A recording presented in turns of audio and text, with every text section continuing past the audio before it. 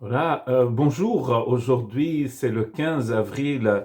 C'est une date tout à fait très spéciale pour nous, pour notre famille, car aujourd'hui, c'est l'anniversaire de notre fille Mélanie, euh, qui a 21 ans aujourd'hui, 15 avril. Quelle date magnifique. Et en pensant à l'anniversaire de ma fille, je pensais à un verset incroyable, magnifique, qui se trouve dans l'Épître aux Éphésiens, chapitre 2, verset 8. En effet, c'est par la grâce que vous êtes sauvés, par le moyen de la foi. Et cela ne vient pas de vous, c'est le cadeau de Dieu. Le salut, c'est un cadeau que Dieu nous donne. C'est une délivrance qui nous est offerte par la grâce du Seigneur. De tous les cadeaux que Dieu nous donne, celui-ci, c'est la locomotive, n'est-ce pas? Tous les autres wagons vont suivre cette locomotive qu'est le salut. Le salut, c'est une grande délivrance que Dieu nous offre par son Fils Jésus-Christ. C'est une purification intérieure.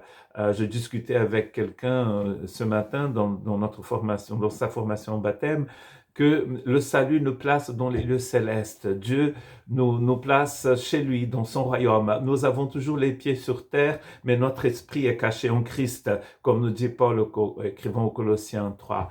Donc Dieu nous donne une autre mentalité. C'est comme si un autre monde, un autre univers rentrait dans notre esprit. Nous sommes dans une autre dimension, dans la dimension de l'esprit de Dieu. Dans cette dimension de l'esprit de Dieu, il y a des choses qui nous étaient complètement impossibles et qui maintenant deviennent possibles. Quand Jésus parle dans Matthieu chapitre 5, 6, 7, ce que nous appelons parfois la constitution du royaume de Dieu, Dieu nous donne des directives par son Fils qui sont tout à fait révolutionnaires. Par exemple, dans ces textes, Jésus va nous dire qu'il faut aimer son ami, ses amis, sa famille, mais aussi son ennemi. Dans la dimension du salut, nous prions pour nos ennemis, nous bénissons ceux qui nous maudissent et nous prions pour ceux qui nous persécutent. Et donc là, nous voyons bien que ce cadeau de Dieu, comme nous appelons le salut, nous place dans un monde tout à fait différent de celui où nous étions avant. Et il est très important de garder ses pieds sur terre, mais n'oublions jamais que nous sommes dans les lieux célestes en Christ Jésus. Notre vie est cachée en Christ, elle est ailleurs, nous disent les Écritures.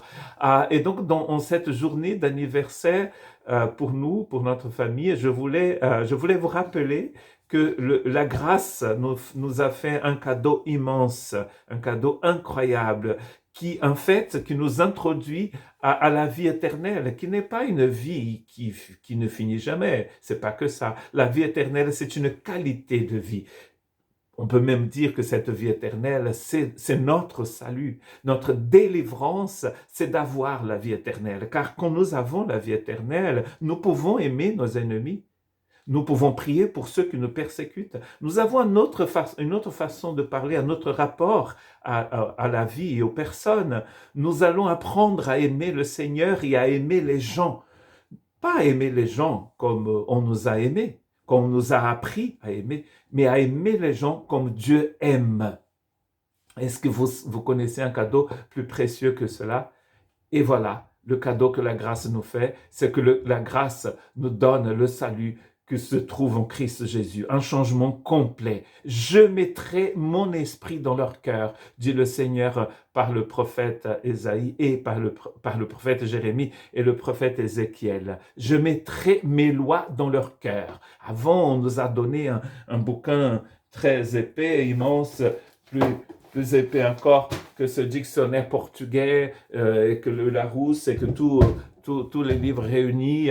Dieu a mis ses lois d'amour et de grâce dans notre cœur. Donc, du coup, cette vie de l'esprit qui est dans notre cœur va couler comme un fleuve, nous disent les Écritures.